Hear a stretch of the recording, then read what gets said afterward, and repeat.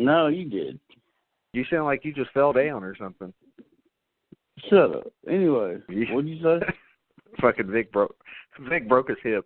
Anyway, you old bastard. Anyway, there's no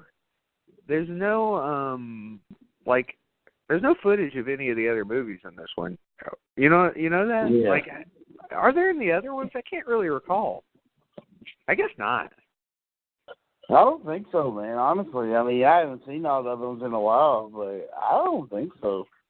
No, it's not like Friday the 13th where they have to show exactly what happened. It just takes place right after usually, and this is the first one that's like totally like. I mean, it's 10 years later, literally and figuratively. I mean, it's that way, like in the movie, and it's that way in maybe not real life because I think the last one came out in like 2013. But 10 years later is fine with me. Because the events of the first one took place in like 2007. They just kept making sequels. So it's all good. 10 years later, we get old Andrew Yang, which is our buddy from Hatchet 3, the Asian guy who has not been to any conventions. What the fuck's he doing in life where he can't go to a convention? Nothing. All he does is hatchets. I've never seen him anywhere. Have you? I don't think so. Because I'd get him on all my Hatchet posters probably if he's not charging $80.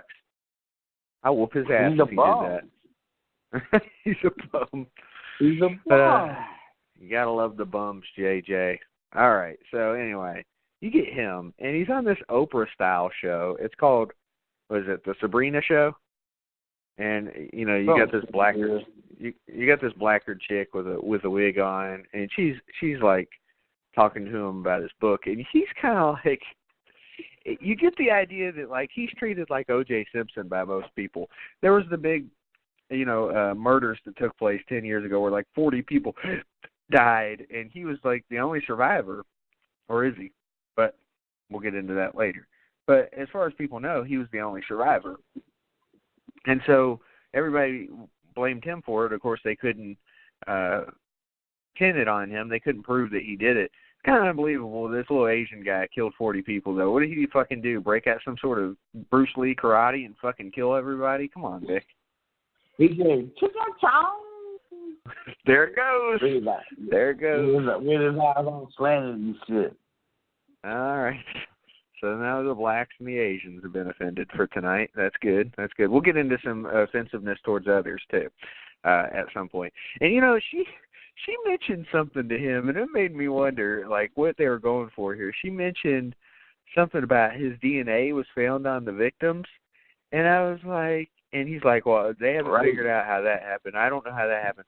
And I thought to myself, if they found his DNA on the victims, are they saying he jacked off on these people? Yes, or he raped them all. Like, you know what I'm saying? Because, like, the way he acted about it, I was like, is that what they're going for here? See, this is why I wish Adam Green could have made it tonight. Actually, I think, honestly, Adam Green is a little bit sick of talking about Hatchet 4 or, Victor Crowley. Because, I mean, shit, he went on tour and talked about it every single fucking night for how long? True. Oh, well, we gave it a shot. If you guys want to hear an interview with Adam Green, just go back to our first Frozen show. We had two because the first one we spent over an hour talking to Adam. By the way, when I was listening to the commentary on this movie, it made me sad because I think Adam Green's in a place that I didn't realize that, I think he's divorced and he's kind of depressed about the fact that he might not ever have kids. Who don't have kids? Victor Crowley? Yeah, Adam Green doesn't have kids. Victor Crowley is a kid. That's sad. Well, what's fucked up is, he married Victor Crowley. The young Victor Crowley from... Victor Crowley. Yeah, he married the young Victor Crowley from the first one. No, he married the old Victor Crowley. So he married Kane Hodder? That's fucking sweet. Yeah. All right, you heard it right here, folks. Adam Green and Kane Hodder are married. Vic's going to have to take responsibility for that one. I hope Adam Green's not listening. I hope Kane Hodder's not listening. That's really what I'm worried about. Fucking track us down from the shed. I told Adam Green about it. I didn't tell Kane Hodder about it. I know, but what if he lets him listen to it? Then he might choke me again. Good. Better you than me. I'm going to blame you. I'm going to say it was pot. It was pot. He runs slower than me. Catch him. I'll climb a tree or something, like the black guy in Hatchet. Remember that? Yes. All right. Well, anyway, so he's sitting there plugging his book, and, you know, he's talking about how it's called I, Survivor, which made me laugh because I, Tanya, you know. I bet you his book, you know, there's an actual book called I, Survivor that they wrote for this movie. Really? Legit. It tells this guy's story. Like, that book in the movie is real. They did the book. I don't know how to get a hold of it. They probably did it on the tour. But, yes, that actually does exist. So that's fucking crazy. We need to find it.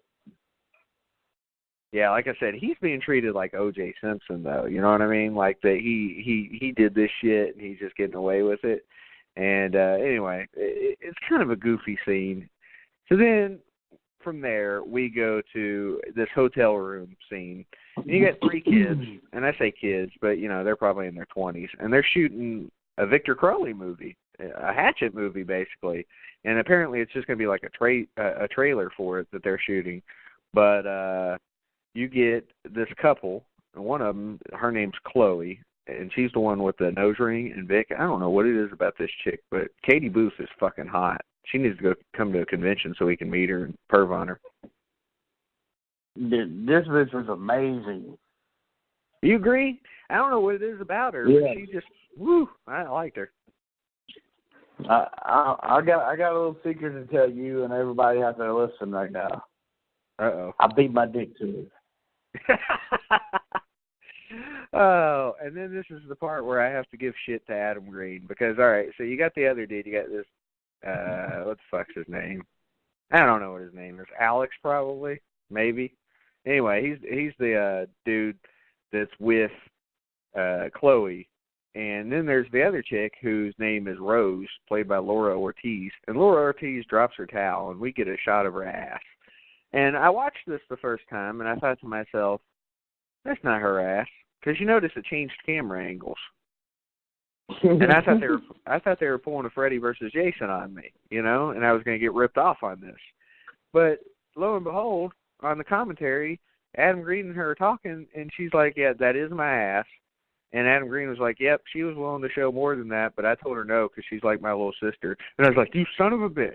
Why would you do that to us? What a jerk. I know. Why would he do? Next time, if we see her at a convention, we should just say, hey, we want to see how you worked out. And she was proud of the fact that she had been working out, and she wanted to show off. And I was good with that, but he didn't let it happen. And what a jerk thing that is to do. That is the worst thing he's ever done to me. Yeah. Shitty. Well, we're going to get into the worst thing he may have ever done to you, okay? Here shortly. Oh, Lord. Yeah. Oh, Lord. Yeah. But anyway, Rose is pretty hot, too. And it's kind of an interesting dynamic because right away they're establishing, like, characters and what they're going to be. And Chloe's the one that's making the movie, and Rose is just kind of along for the ride. And you get the impression that Chloe's going to be the main character from here on out, and that Rose, the foul-mouthed one that dropped her towel, is going to be, you know, kind of like Rose McGowan in Scream, that she's going to get picked off. But maybe it's not going to go that way, and we'll get into that. By the way, for any of you that tuned in and have not seen the movie, you're fucking up right now. Tune out, watch the movie, tune back in. Anyway. Thank you for listening. But they're going to go to the Honey Island Swamp and film this movie. But first, they're going to meet Andrew Young, who is, you know, again, the guy who survived the Victor Crowley murders. And Chloe apparently has a crush on him, wants to fuck him. But, you know, I'm kind of jealous of that, personally. Mm-hmm. We need to see if she has any nudes out there.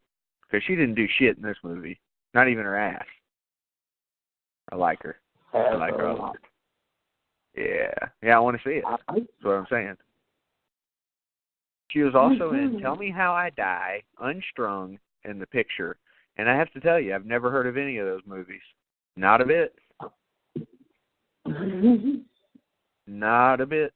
You know who she looks like? She looks like one of the chicks in Christmas Horror Story. What is it? Christmas Horror Story? Yeah. You know what I'm talking about? The one that's a klepto. That's who she looks like.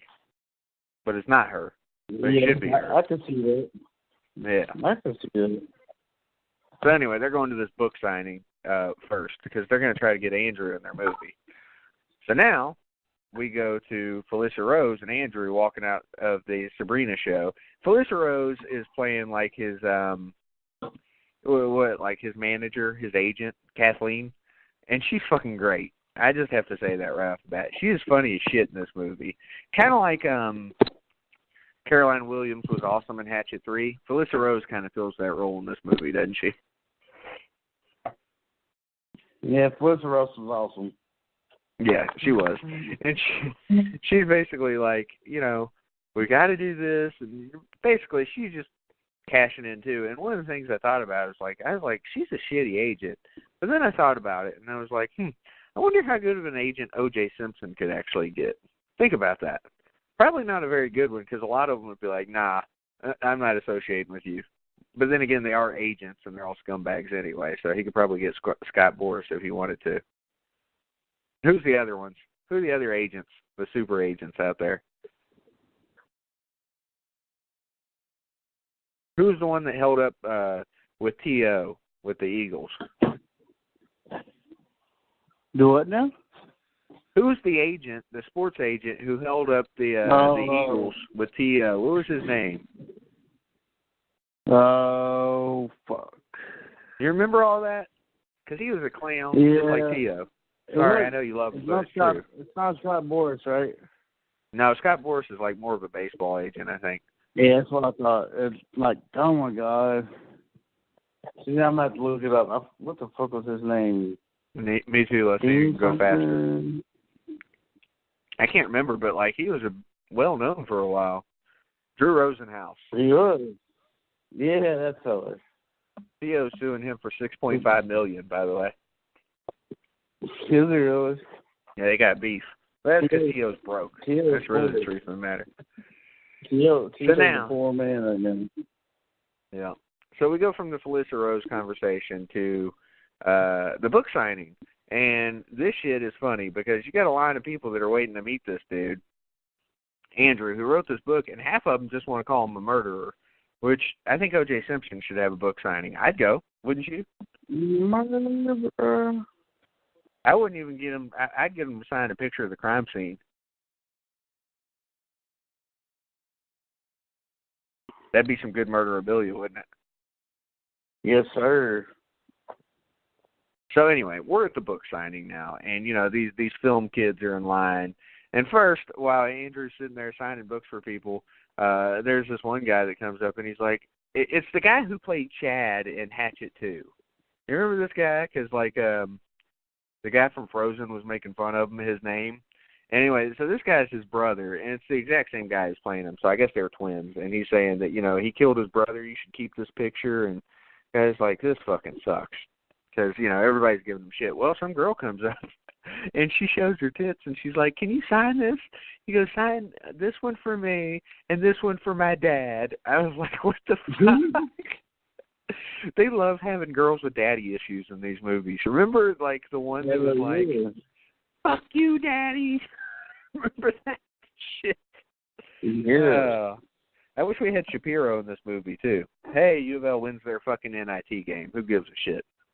But we won. Yes, that's the important thing. All right. You should have been watching.